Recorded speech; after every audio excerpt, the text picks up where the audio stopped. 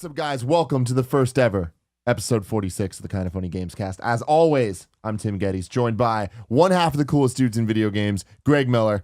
The other half, Colin. I don't know where he's at. He's doing his Colin things. Doing Colin stuff. Getting new tattoos, learning about the American Revolution. Mm-hmm. I was hoping I was the other half, but I'm also just Well, we replaced him with another one of the coolest dudes in video games. I'll take it. Adam Kovic. Hey, guys. Of Funhouse Hi. fame. Wait, No, don't clap for yourself. That's rude. That's rude. Don't do that. I just didn't want to feel left out. I'm really excited to have you here. It's because it's been a long time coming. We keep trying to have a Gauntlet Season 2 reunion. Yeah. And I think Justine keeps fucking it up. So Yeah, Justine's the worst at it. You know Yeah, that. she's horrible. She's the worst. Yeah. Verified the worst. I think we got you, me, and Freddie together at one time, and she was across. I think she was at the snack bar. We're like, Justine, and she walked the other way. She looked at her iPhone. She's like, sorry, guys. Yeah, gotta go write a book. Gotta write a book. Yeah. Oh, man. So my favorite thing about this is the fact that the internet's been clamoring for it. We got Kind of Funny. We got Funhouse. When is Kind of Funhouse going to happen?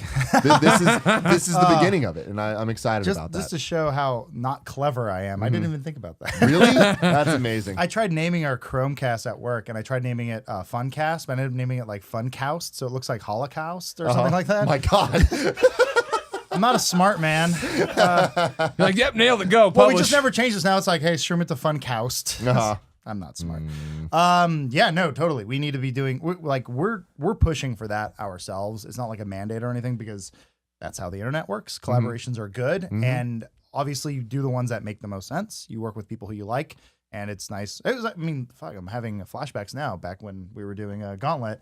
And I thought you guys were like, I was like, that gay couple over there is so cool. That's the funniest thing. We really didn't think that through. We didn't think that through. Even now thinking back on it, I'm like, really? Well, because I was like, Greg's kind of a schlub, but it's like that good-looking guy right there. Like, he's like, oh, it's his boy toy. That makes sense. But just for some background on this, we all met each other back on Rooster Teeth's The Gauntlet Season 2, where these two guys were on the celebrity guest team alongside Justine and Freddie Wong. Internet celebrity team. Yeah.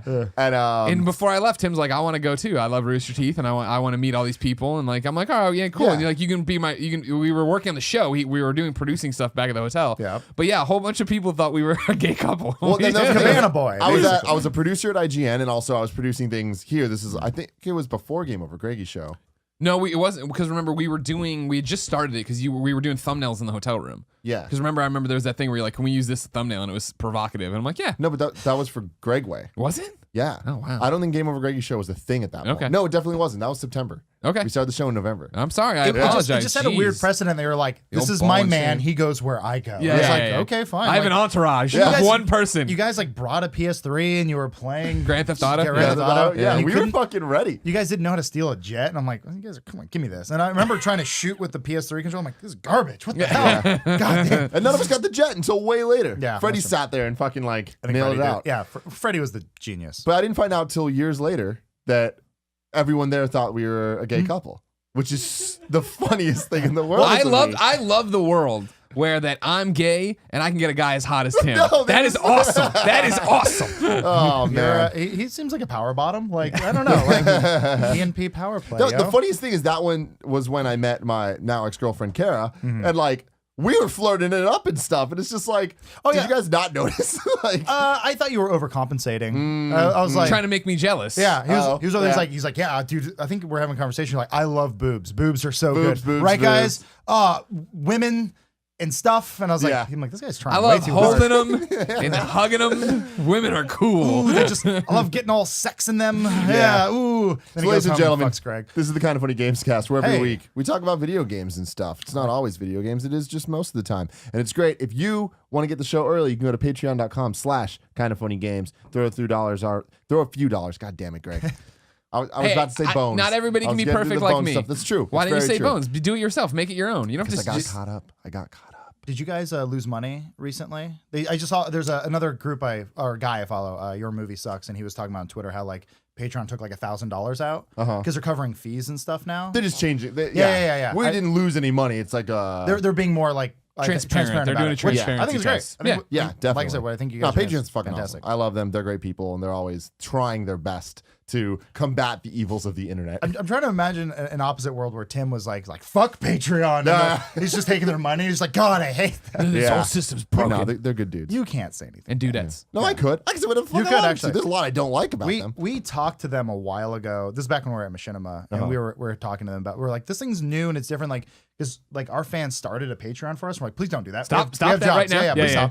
stop. But then they called us and they were like, hey, what can we do with this? And we were like, maybe we can get like a fan fund going or something like that. All I remember was Bruce was on his back trying to light his fart with a candle. That's the only memory I have of that phone call. And I was like, we're professionals. This Yeah. is good. And we I remember we walked away and being like, yeah, that was a good talk. That was a good talk. But I have a photo of Bruce on his back trying to light a fart with a candle. Those were towards the end of the days, so we were towards the end were of the checked day. out. we of were it. checked out. We're like end of the year, we're done here. Gotta No. go. Yeah, that was Yeah, I fun. remember, when we did ours and announced we were leaving and launched the Patreon and everything was going super successful. Then you guys were like, we're going to leave too. I was like, oh God, please don't start a Patreon. Yeah. we feel like we're doing so well right now and I don't need you coming in being real internet people. Yeah. I mean, we were at a cross. I think I've talked about this on my podcast before, but like, it was sort of like, do we go indie? Do we go with the Rooster Teeth? And like, I love the Rooster Teeth guys. Obviously, after the Gauntlet, I was like, I remember I did this thing where I had an extended lunch with, it was Freddie and Matt Hullum, the CEO, still CEO. And I remember he like showed me around and he was like, oh, I got to do some work. Do you want to just go do a quick tour on your own? I was like, sure. I was walking around and Jordan, the guy who does the RTAA, the animated adventures, he was animating while watching a Zelda 64, Ocarina of Time speed run.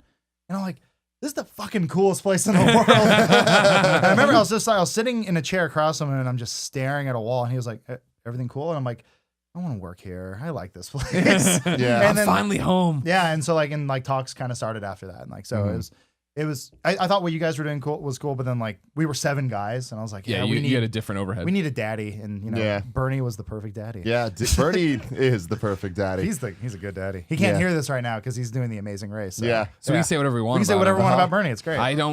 Here's what I'll put on the table. I've said it before and I'll say it again and then I'll direct it as you as well.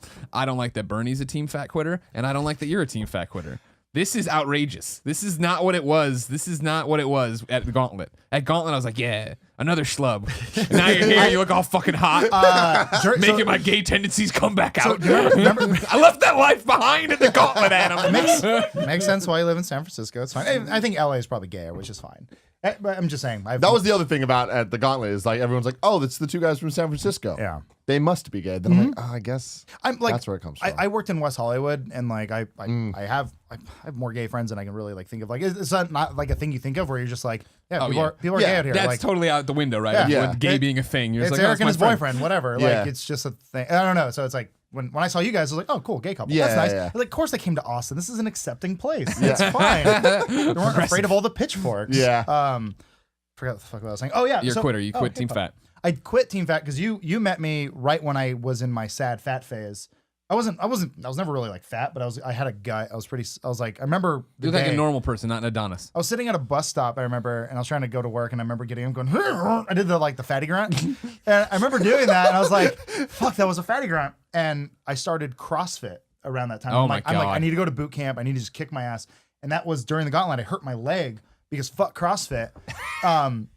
I was they were trying to teach me how to run, and they make you run on your tippy toes, and they're like, "This is how people run. You could run forever. You run on your tippy toes. You lean forward just a little bit. Momentum will carry you, baby." And I'm like, I have like tight calves, so I was just like, "Ow, ow, ow!" And I ran around. And remember, like hurting, and then they're like, "Now we're gonna do jumping jacks, and now we're gonna do jump ropes." And then I was doing jump ropes, and I'm like, "This doesn't feel good. This doesn't feel good." And the drill instructor, basically the CrossFit guy, is like, "Go, go, go!" And then I landed, and something popped, and I was like, fuck was that? And I was like, it really hurts a lot. He goes, oh, you're really injured. You need to sit down. And I'm like, fuck you, CrossFit. Fuck you so much. CrossFit man. Yeah. And so then CrossFit man. and then that next week I went into the Gauntlet, and that's why I was legitimately limping. I'm like, ow, ow, this sucks.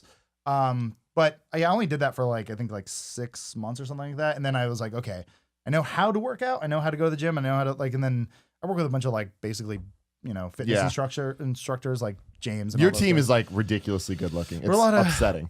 Peak is, I would say, is probably the most in shape guy. He's the quietest one that you've probably seen there. But I remember going to his hotel room one time years ago, and he always wears thick clothing or whatever. But I remember he answered the door and he was only in boxers, and I was like, fucking dude is ripped. Yeah. I was like, dude is shredded. Why do you hide it? I think he just gets cold. Oh, okay. He just gets cold. Yeah, even Spool, he started working out when he got his girlfriend. Like everyone's like, It happens. Now he's on the girlfriend diet, but that's Yeah. cool. The girlfriend diet. Yeah, I think as James says, no one survives the girlfriend diet. So, but yeah, I tried. Well, like, and we're very fortunate too because like Full Screen has a gym. My apartment complex has a gym, and I have a 24-hour fitness thing. So I was like, I pass about 3 gyms on the way home, and I'm like, I just feel guilty. I gotta do one of them. And then I started doing the space food thing with James and Bernie and all those guys. Well, Bernie did it after us, so He's just jumping on the caravan. I think Lawrence. I forget the order. I always try to give people proper credit. I think Lawrence started it first. You know what this stuff is? I don't know what space food is. Space though. food is like this. Is it like the astronaut ice cream? I like that stuff. That's what I thought too. Museum Right? of Science and Industry. What up? It's just this. I feel bad talking about this because they're not paying for this, so I don't want to give it like a resounding like, oh, buy it. But like I've been on this stuff and I'm cutting weight and stuff. But like it's just powder with water and it's got basically every nutritional thing that you need. It's 670 calories. Just mix it in. It's basically a meal. I have one in my hotel room. I brought one with me. The airport usually doesn't like it because like, why do you have powder? What's in this it? white powder? Mine's chocolate. It tastes delicious. But it's a meal supplement. It's like some of the guys are doing it because like I don't know how you guys get, but like you get busy. You do not have time to go eat food. No, yeah, 100%. So sometimes just like put some water in it, shake it up, drink it, and then like That's minus the fun of eating food, though. I know. But that's I like know. the most fun part of food. I know. Is the eating part. I'm hanging out with you guys this weekend and we're eating. Yeah, we're going. it's Yeah, we're gonna going be to good. burritos after this. That's Probably why. all right. Yeah. I can. Yeah, that's why I'm like, it's getting cold. I can get a little layer on me. It's fine. Yeah. I don't know. Life's, So, okay, back on topic a little bit. Who are you? What is your journey? How did you get to be where you are at now? oh God. In the video game sense. I am a college dropout. So, I mean, like, God, we can go all the way back. So, like, I always played games as a kid. I wasn't allowed to because my grades were bad. So, best memory was when Halo 2 came out. I think I was still in high school. I think I was in high school. And around the time Kingdom Hearts was a thing. I remember Kingdom Hearts is still a thing. I was gonna say for Tim, it's never stopped being a thing. well, no, it was like my dream game. But Yeah. like every time I had a game console, Naturally. my mom took it away because my grades were bad. But I remember when Halo 2 came out, my mom was a cop, so she would work the late shift and she would be gone at like 4 a.m. So I'd wait till 4 a.m. when she left, and then I would string a 50-foot Ethernet cable from my room to the router so I could play Halo 2 online. Nice. Without her knowing because I had an Xbox hidden in my room that my friend let me borrow. So it was like doing drugs basically. I was like always Halo trying to 2, hide it. online. It's a drug. Yeah. Well, I mean, like I was trying to hide it from her. I was like, I had to hide it. So, I always wanted a career working in video games. And when I was in college, I got an internship at G4 right before. Do you remember the big, massive layoffs they did? Yes. Like when G4TV.com got canceled and all that stuff. I was interning from there at that transition. So they let everyone go. And the department I worked in, which was talent booking for Attack of the Show, emptied out. And my boss wanted someone to carpool with because he and I lived far away and I was his carpool buddy. He's like, hey, you want a job? Pays next to nothing. I'm like, I get to work at G4. Oh my God. Ended up being like a shitty place, but Still, it's a foot in the door. it's I say this to a lot of people. I'm sure you guys have dealt with this a lot too, where people are like, I want to work at IGN or I want to work here. I want to work at Kind of Funny. I want to do this. Same with us. Like, I want to work at Rooster Teeth. And like from the outside, it probably looks like fun. You get inside, you're like, this is a lot of work. There's a lot of shitheads who work here. Not far less with Rooster Teeth, but like Machinima was kind of that way, where like there's a lot of like inner office bullshit you don't want to deal with that you will deal with on a day-to-day basis. I think Machinima and IGN were probably more alike than Rooster Teeth and Kind of Funny. Sure, these giant companies, right? yeah. Different things happening. Kevin. Was there, so yeah, there's definitely. Oh yeah, yeah. Well, we all moved on because life is better. Yeah. Yeah. Very true. But that was my mindset. I was a kid. I was like, G4, this is the greatest place in the world. And you got there and you're like, wow, there's a lot of inner office like politics and drama. Yeah, this you is gotta still deal with. an office. This is Yeah. still a business. And I mean, like I was essentially a PA and I got torn apart. And it was like, yeah, you like I think everyone should get their asshole ripped open at some point early in their career, because then You learn. You understand the importance of the politics. Yeah, and then all you that. appreciate stuff. And then like right now, where I'm at in my career versus where I was 10, 15 years ago, like I'm so happy. Like Yeah. I don't have to deal with people screaming at me for eating Doritos on set. Like it's kind of nice. Also, free root beer was bad. I got really fat. So from there, one of the people who got let go was Tina Wood. She was the host for G4TV.com, the show. Horrible name show. Hold on. G4TV.com was the name the of show. the show. Why was it canceled? It's so easy to wrap your head around this concept. But she was also one of the people I used to carpool with, because I lived in this town, Santa Clarita, and we would drive down to LA with these people, and she was in my neighborhood. So I got to know her. She went like literally across the street, and she was producing in-store content for EB Games, which is now GameStop, for like in-store reviews. Mm-hmm. And she was like, "Hey, if you want a job, they pay $100 a day to do game capture." I was like, I'm literally getting paid to play video games. Yeah. You realize what a shit job God. that is. Yeah, that the game capture job is the most bait and switch thing I think in the entire world, because it is. Great. You're getting paid to play video games, and you come in and it's like, oh, I don't get to just play this the way I want to. I need to play it specifically in this hit way these points and do like this make thing. it look good to the viewers and all this shit. Yep. And like, oh hell no. That is a skill though, and I'm. It's a weird thing that I've forgotten that like I play games a certain way, almost like I am controlling the camera. Like there are people who are like super twitchy. I'm like, this is useless footage. I can't use this. Or we asked someone to get some Halo capture the other day, and they just weren't great at it, and it was unusable. We're like, can't use any of this footage. Like it's weird how that is a job. So yeah, I did learn a lot from there. But I remember one script specifically was Ninja Gaiden Black, and she wrote the script, and part of the review was like a special features, and one of them was if you beat the game on very hard mode, you can unlock Ninja Gaiden for the original whatever NES. I was like, fuck that, I can't play this. Like I can't. You ever play Ninja Gaiden? Like Oh yeah. Ninja Gaiden Black is impossible. Yeah. And so like part of my job in the script was beat the game, and I'm like, I have a day. Like I can't do this. So I ended up just recording an emulator, and I didn't. Thank you. I was like, that's a fix, Adam. This is how you do it. Just do it this way. Yep. And I was just like, I'll just stay very quiet. No Yeah. one will know. No one will know. So yeah, EB Games. You may have been ran some illegal footage. Yeah. there. I own the game. If IGN only knew the amount of times I pulled one of those. But yeah, from there, it was literally like one step to another. I was at this place called Channel M. I was between there. I was doing another internship, and I was about to go into film school.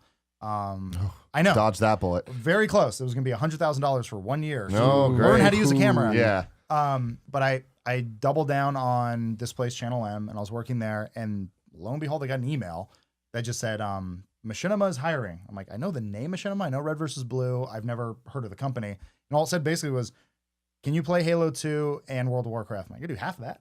So, How hard could WoW be? and they were right down the street from the place. Like it was like near Santa Monica. I met with the guy. It was like a 3-man team, and I was like, this place seems cool. I can do some good stuff here. I was only like, I'm like 22 at the time. Maybe. I forget how old I was. Either way, I was young. And I remember them sitting me at the table, and they're like, you can make $80,000 a year if you work here. And I was like, oh my God, that never happened. But I was sold on the idea. I was like, that's a lot of money. Oh my God. And then I worked there for a while, got caught up in the bullshit, didn't really like it. Took some time off. I worked on a house music documentary, learned a lot there. It all goes back. So it goes back to, I was at Machinima full time, and then the guy who I did the game reviews for quit or got let go from the EB Games job. And he was like, my dream is to do a house music documentary. I was like, oh, okay. And he was like, I need an editor. It will pay $80,000. I was like, you got me. The magic fucking number for Adam. You mentioned $80,000. He's in. I think actually that job, I can say it now. It doesn't really matter. I remember he told me, he's like, I will pay you $70,000 to edit this movie. He's like, oh my God, which in retrospect, I'm like, for an editor, that's nothing, especially because I was an independent contractor. So I lost half of it. And I was like, oh. And then after 9 months, he's like, I have no more work for you. You're done. So I called Machinima back. I'm like, can I have my job back? Yeah. And they had restructured a lot at that time, and they had hired like a director of like programming and production, and it was a completely different place when I came back. And I was like, okay, cool. So like I technically restarted at Machinima as like a full-time employee. This is, I think, after their YouTube deal went through and stuff, but like there was 9 months where I wasn't really there.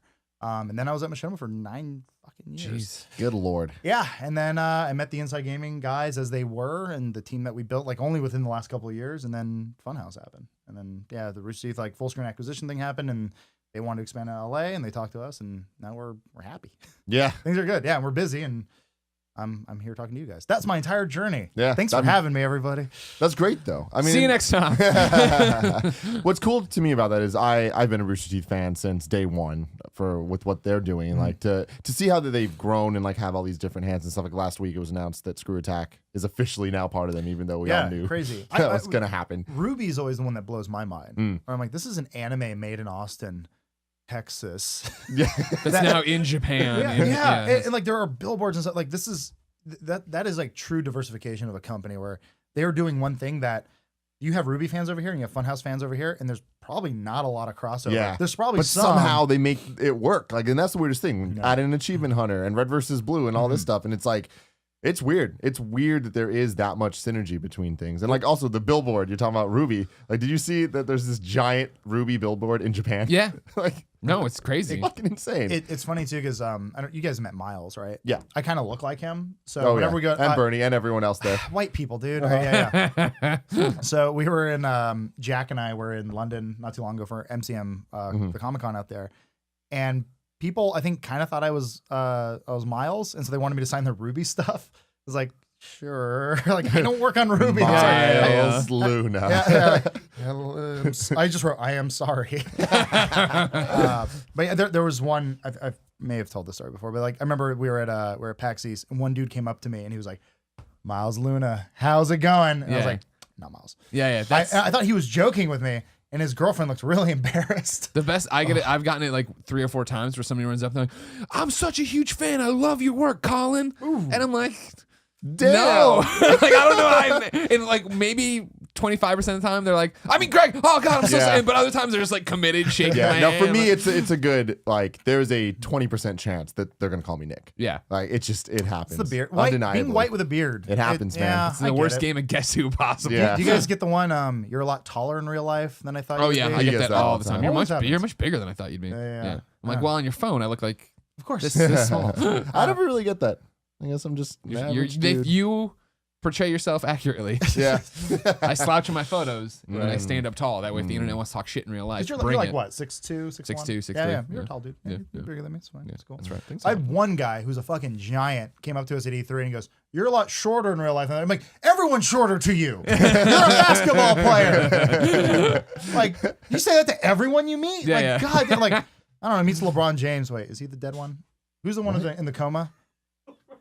What? Is it LeBron James? No, LeBron James is not in a coma. James is. the one that was Lamar Odom. Sorry. Yeah. Oh. I was like, oh, I'll make sure I don't want to offend anyone. Then I call him the dead one, and he's not dead. You heard about that, right? What happened? I did. He went to like a bunny ranch, did a bunch of drugs, and now he's brain dead because like a Kardashian broke up. I don't know. I don't really follow. I this. did not know That's this. not a basketball player. Did he wake up? What? It's a basketball. Oh, he player? woke up. I don't know. Lamar I don't know. Odom was a basketball player. Yes. Yes. All Yes. right. Fuck. I don't know anything. What? Kim's ex-husband? No, not Kim. Chloe. Chloe. Yeah. I thought it was a football player. There's a lot of misinformation right now about the Kardashians. Look. Did she marry him? There's some football player involved with them. Hello, listeners. Are you still there? Hello, anyone? Where'd you go? All right. So Funhouse. They're So Video enjoying Funhouse. games. this. They're enjoying this. So what do Yeah. you guys do now? And like, what are you getting into? Because I know you just launched the Funhouse cartoons, which looks Oh, yeah. fucking incredible. Oh, by thank the you. way. That was a fan made thing, and this is honestly the best. People always ask like, how can I get a job? How can I get jobs? Like, just send us stuff, man. Like the guy made a fan video, and he's like, check this out, and we got in contact, and we were like, how much would it cost to make this? And Yeah. we got the okay budget from all the guys in Austin, and now we're making. I think we're only making like 6 episodes for now, seeing how they're gonna do, but. Yeah, we're like working closely with the guy. He's pretty quick. Yeah, Like, I mean that's great. all the same shit with us. You know, Yep. like people all the time like make stuff like and just put it out there, and we will contact them, and be like, dude, this is awesome. Like, do you want to work together and like kind of think about it that way? But like, what I like about this is have you seen this? No, The I haven't Funhouse seen this one cartoons? yet. I'll show it to you later. I hate Funhouse and don't watch it. That's Yeah, fine. it's the Totally same. understand. The same. If it isn't a idea. Bruce video, I'm out. Big Bruce fan here. They said It's British. I The was like, same what? idea as the animated adventures, where it's just like bits and pieces of Sure. things they've done, but it's not like 2D animation. It's 3D animation. Oh wow. They made us into like 3D like Muppet puppets. Muppet puppets. Oh, Yeah, wow. It's like awesome. It looks really cool. Awesome. It's really unique. It's a unique and like I think we were looking at it too from like a long term angle where like we could make like dolls out of this. This Yep. is cool. Like this is very marketable. Like and that's sort of how you have to like think when you're producing new content. Yeah. You're like, is this a show that I could potentially sell or not sell? Yep. That's usually anytime we make a new show, we want to just make a good show. Mhm. But we always have to think that in our head. We're like, could a sponsor fit in here somewhere? This is a business. How do we make this work? Yeah, and how does it work for the audience as well? Where we're like, I don't want to have like a fleshlight come in unless it makes sense for the show. yeah. If For it's the like- show. Yeah, if we're doing like a serious review show, like maybe not. But if we're doing like a silly off the wall thing, we're like, yeah, get a fucking fleshlight in here, it'll be silly. Why not? Yeah, and like because the audience would be expecting that or something like that. So, yeah, I don't know. Like that's sort of where we're at right now. Right now, I think we're just trying to wrap up the year. Yeah. Which technically ends in February for us because that's when we started. So. Right. We're familiar with that. Yeah. Yeah. When does it start? When does it end? Our goal is to hit 1 million subs. How far You off you know? motherfuckers. We just hit 800. Okay. Yeah, and like that's a lot of Kind of funny army. Go subscribe to Funhouse. We'll get you there. Don't worry. Well, you guys are in a very interesting place because you have the Patreon. So Yeah. like, Yeah.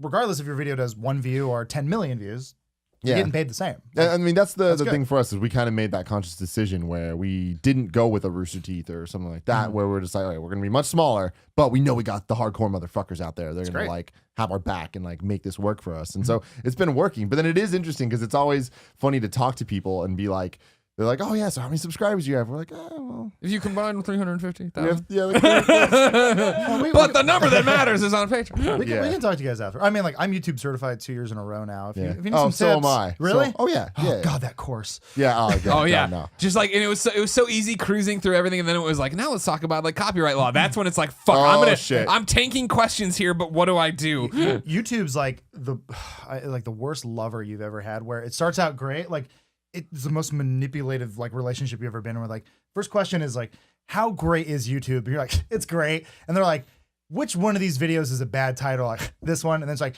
according to this copyright law and like the statute of limitations of 1954, blah blah blah. Well, and it's like, out of the 4 answers, which of the 3 are the most right? You're like, I know. Oh my god. Yeah. And there's like one where like there's like maybe a syntax that's a little off. And Yeah. you're just like, I Like, don't know. Or they're like, what is the most right good S? Yeah. Did he say yes or yes? I can't tell.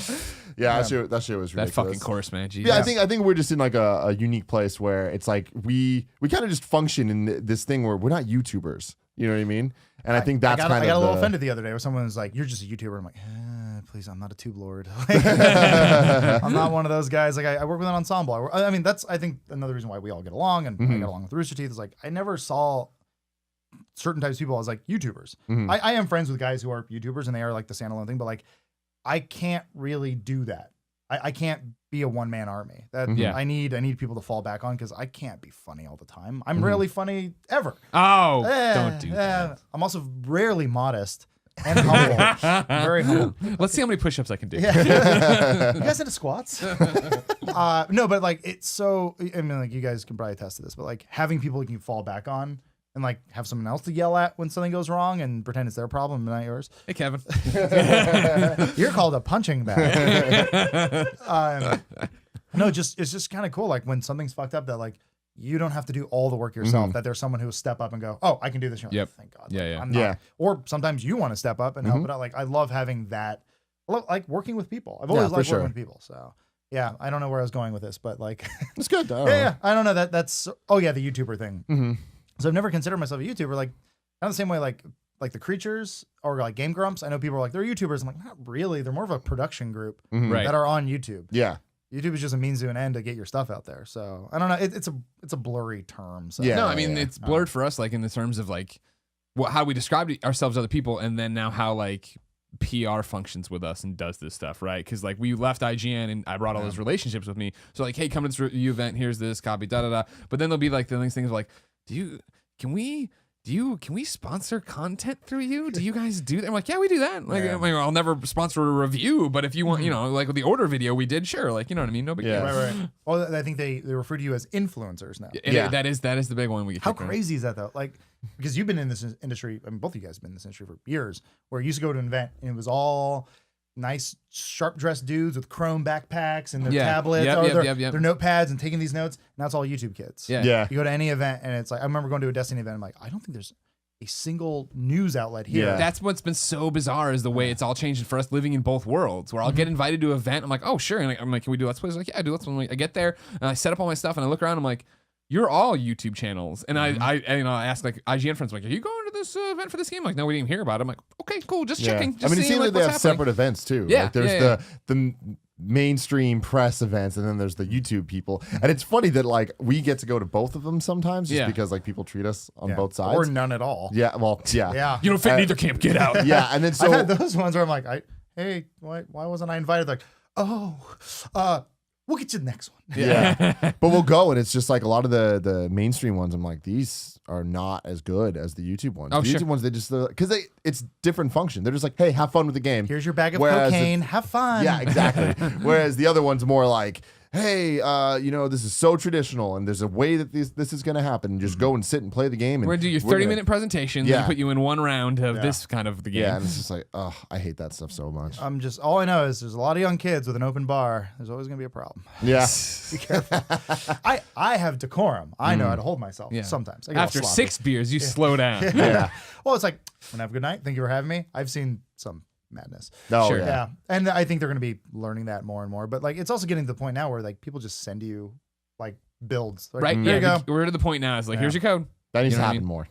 Yeah. You No. know, that is like the game changer of just like, I think that the game developers that are getting that and understanding that, they're the ones that are going to be like way ahead. But Well, it's the same thing. Like recently, there was like this game that was coming out for the holiday season. Multiplayer is a big part of it, right? And so they were like, "We're doing this event," and stuff. And I was like, "I'm not gonna go." Like, all right. And then the next day, just send me my code. Like, why don't you just send everybody your code? Like right there, just have them all. You know what I mean? Yeah.